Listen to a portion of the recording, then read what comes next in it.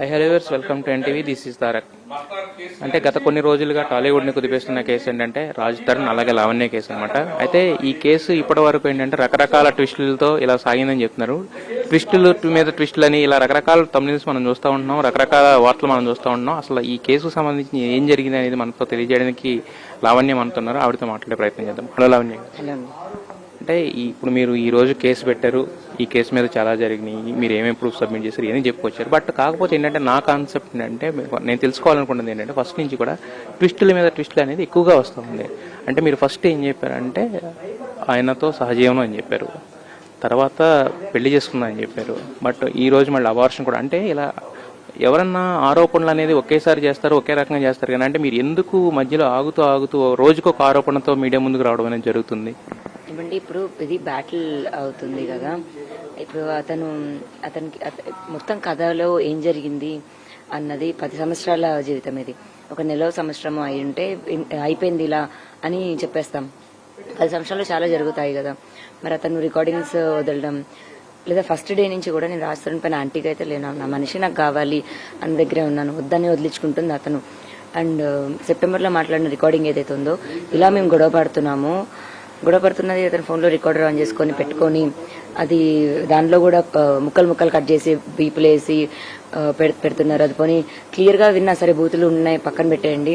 తిట్టాను, అది ఎందుకు తిట్టాను అన్నది నా బాధలో నా కోపంలోనే తిట్టాను. నేను ఏమీ లేకుండా చేయడానికి పిచ్చిదాన్ని అయితే కాదు. మరి ఇప్పుడు నేను ఉన్నాను, మరి 3 రోజుల నుంచి చూస్తున్నారు, మరి నాకు పిచ్చి ఉందా ఏముందా అని.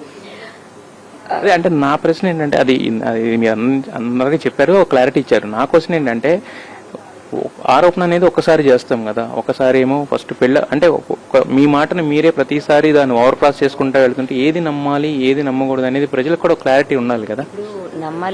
నమ్మకూడదు అంటే ఎగ్జాంపుల్ ప్రెగ్నెన్సీ టాపిక్ వచ్చింది. ప్రెగ్నెన్సీ ఫస్ట్ నేను ఉంది అని తర్వాత లేదు అంటే అలా మాట మార్చినే ఉంటే నమ్మొద్దు అన్నది ఉంటది. కథలో వెళ్తూ ఉన్నాయి, దాంట్లో నమ్మకూడదు అంటే అలానే కదా. ఫస్ట్ సహజీవనం అన్నారు, తర్వాత మ్యారేజ్ అన్నారు కదా. రిలేషన్షిప్ లో ఉన్నాము అని రాశాను అక్కడ, ఇదని కాదు.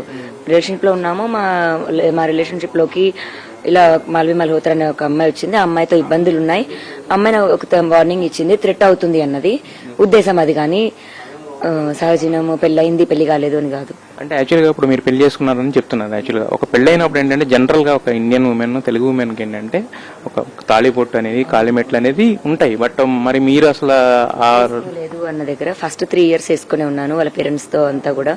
అందులో మాది పెళ్ళయింది అన్నది లీగల్ గా ప్రపంచానికి తెలియదు కాబట్టి ఇప్పుడు నేను అతనితో ఎక్కడికైనా వెళ్ళినా ఏదన్నా ఉన్నా కూడా వేసుకోలేను. ఇంకా చెప్పలేదు మేము ఇంకా అఫీషియల్ గా. మామూలుగానే ₹10 రాసిస్తారు. నా వల్ల కూడా తన కెరియర్ కి లేదా మా పెళ్లి అన్న వాళ్ళ కెరియర్ కి ఇబ్బంది అవ్వకూడదు, సేమ్ టైం తన మీద క్రేజ్ తగ్గకూడదు, ఏదున్నా సరే నా వల్ల అన్నది ఉండకూడదని ప్రతి దగ్గర నేను కాంప్రమైజ్ అయి తగ్గుతూ వచ్చానే తప్ప వేరేది అని కాదు. రెస్పెక్ట్ లేక అంతకన్నా కాదు. ఫస్ట్ 3 సంవత్సరాలు వేసుకునే ఉన్నాను. వాటికి సంబంధించిన ఫోటోలు అండ్ వాళ్ళ ఫ్యామిలీతో ఉన్నవి అన్ని కూడా సబ్మిట్ చేయడం జరిగింది. అంటే ఇప్పుడు అతను ఒక హీరో బేసిక్ గా. ఇప్పుడు హీరోయిన్ అని అనుకోండి, ఇప్పుడు పెళ్ళయిందంటే ఆమెకు ఆఫర్లు తగ్గిపోవచ్చు, క్రేజ్ తగ్గిపోవచ్చు, ఇంకోటి తగ్గిపోవచ్చు. బట్ హీరోకి ఒక పెళ్ళైనంత మాత్రం ఆఫర్లు తగ్గిపోవడం ఇలాంటిది ఎప్పుడు లేదు కదా. సో ఇప్పుడు మీరు కూడా ఒక చదువుకున్న అమ్మాయి, అతను నమ్ముకుని వచ్చిన అమ్మాయి, మరి దాన్ని రహస్యంగా ఉంచి అతను మిమ్మల్ని బయట నాకు పెళ్లి అవ్వలేదు, నాకు పెళ్లి చేసుకునే ఉద్దేశం లేదని ప్రతి ఇంటర్వ్యూలో చెప్పుకొస్తున్నాడు. మరి రహస్యంగా ఉంచి అది చేస్తున్నప్పుడు మీరు అప్పుడైనా మేల్కోవాలి అనే ఇది రాలేదంటారా? డెఫినెట్ గా అంటే ఇప్పుడు తనకి రహస్యంగా ఉంచుకోవాలి అని అయితే ఏం కాదండి. మేము టైం వచ్చాక రివీల్ చేద్దాం అనుకున్నాం, లేదా ఇంకొకసారి చేసుకోవాలి లేదా లీగల్ చేసుకోవాలి అన్నది అయితే మాకు ప్లాన్ ఉండింది. సో అతనికి 27 అన్నది వచ్చాక చేసుకుందామని మేము అనుకుంటున్న టైంలోనే మాకు ఇష్యూస్ అన్నవి స్టార్ట్ అయ్యాయి. సో ఇద్దరం ఏమనుకున్నామంటే ఒకళ్ళు చేసుకోపోతే పెళ్లి అతనికి ఎప్పుడూ చేసుకోవద్దు, లేదా నేను ఇంకెప్పుడు చేసుకోమేమో అన్న దాంట్లోని మా పేరెంట్స్ ఒత్తిడి వల్ల చేసుకుంటాంలే అని చెప్పే ఒక రీజన్ అదే, అంతే. దాన్ని దీనికి లింకప్ చేసి ఇప్పుడు అతను పెడుతున్నాడు. అబార్షన్ అంటున్నారు యాక్చువల్గా. అంటే ఇప్పుడు ప్రతి అంటే పెళ్ళైనా కలిసి ఉంటున్నారు కాబట్టి అతనితో ఉన్నప్పుడు ఏంటంటే అబార్షన్ అనే దానికి అసలు ఎలా అంటే ఒక తల్లి మనసు ఉన్నప్పుడు జనరల్ గా ఎవరు ఒప్పుకోరు కదా. అంటే బలవంతంగా చేయించారా లేకపోతే ఎలా ఏం జరిగింది?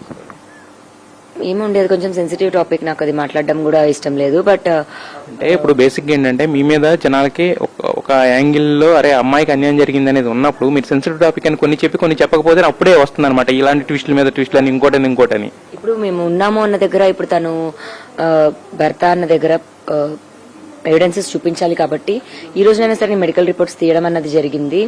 దానికోసమని మేము మెడికల్ రిపోర్ట్స్ ఇచ్చాము తప్ప ఈరోజు ఇప్పుడు తన మీద ఇప్పుడు చూపించాలి అనడానికి కాదు.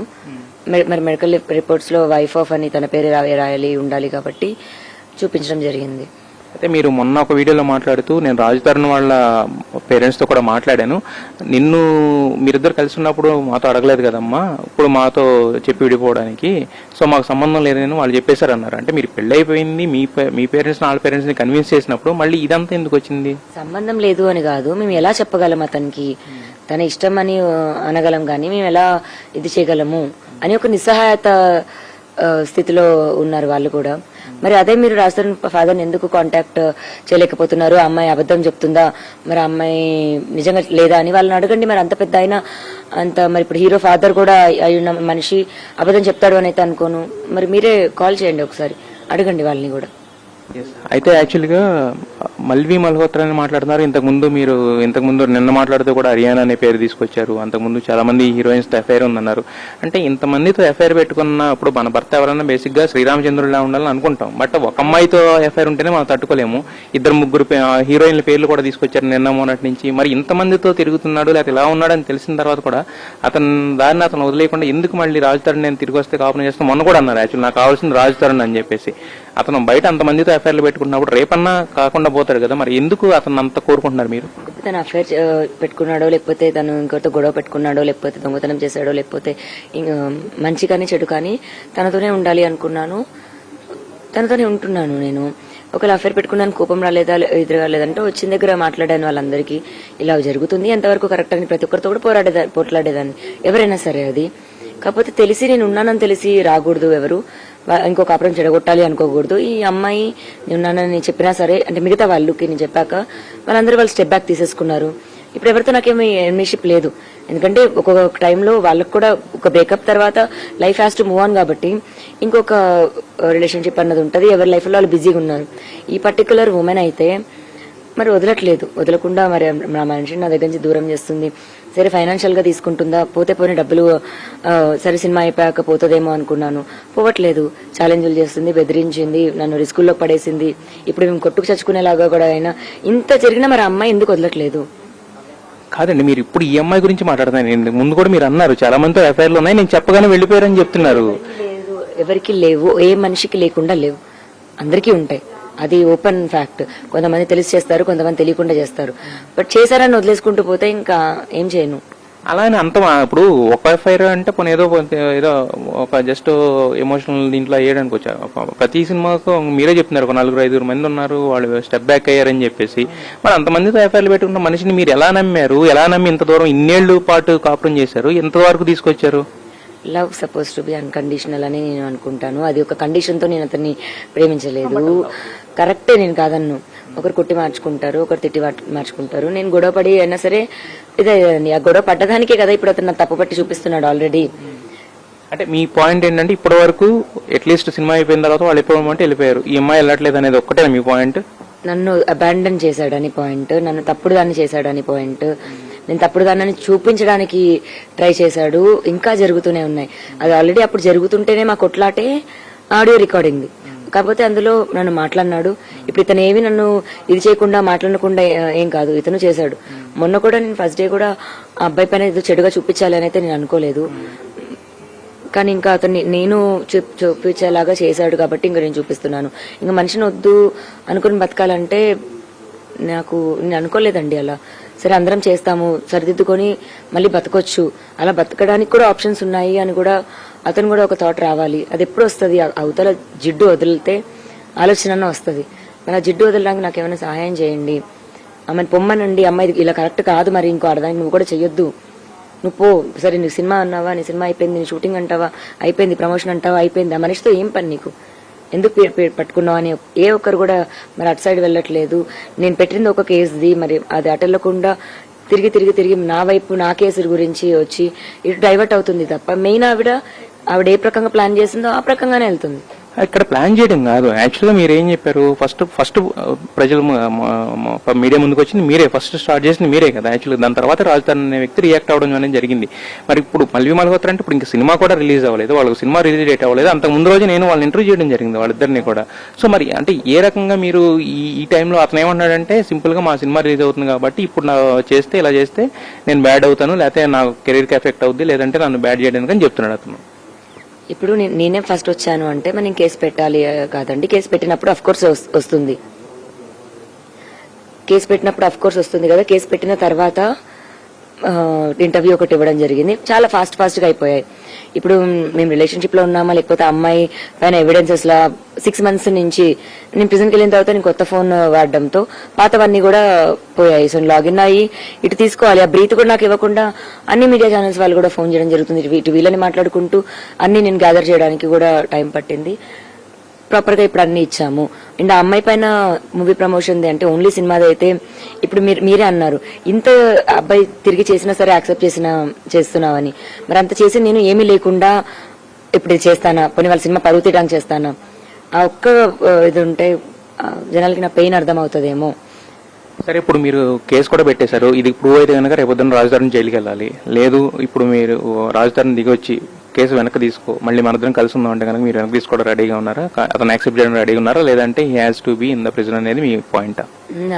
అతనికి అనుభవించాలి అని అయితే నేను అనుకోనండి. ఇప్పటికీ తను తెలిసొచ్చి వెనక్కి వచ్చినా, లేదు తను ప్రిజన్కి వెళ్ళిన తర్వాత వెనక్కి వచ్చినా రావడం అయితే కన్ఫర్మ్ రావాలి అతను. ఎందుకంటే నాకు అదే చెప్పి చేశాడు కాబట్టి. ప్రిజన్కి వెళ్తే ఏమవుతుందంటే దానికి స్పేస్ దొరికి ప్రెజెంట్కి వెళ్తే ఏం జరుగుతుందని తర్వాత ఇప్పుడు వచ్చి కనుక ఒకవేళ ఇందాక మీ అడ్వకేట్ గారు చెప్తున్నట్టు వచ్చి తప్పు ఒప్పుకొని కనుక నేను చేసింది తప్పే అని ఒప్పుకోకపోయినా అట్లీస్ట్ మిమ్మల్ని మళ్ళీ కలిసి ఉందాం, మన ఇద్దరం పెళ్లి చేసుకుందాం అని చెప్పి పబ్లిక్ తన కోసమే కదండి ఇదంతా చేస్తుంది. తన కోసమే నేను డే 1 నుంచి కూడా తన కోసమే అండి చేస్తుంది. నాకు ఇప్పుడు తన హౌస్, తన ఆస్తో, తన విల్లాను ఏది కూడా నేను కావాలనుకుంటే నేను తెలివిగా నా పేరు మీద నుంచి అది వేరే రకంగా ఉండొచ్చు. నేను అలా చేయలేదండి. సో ఇవి ఇప్పటి వరకు అంటే తన మీద వచ్చిన ఆరోపణలు అన్నింటికి కూడా రీజన్ ఏంటనేది, ఆవిడ ఎందుకు ఇన్నాళ్ళు అంటే 1 by 1 step by step follow అవుతుంది అనేది మొత్తం లావణ్య గారు మనకు వివరించడం అనేది జరిగింది. This is all from here.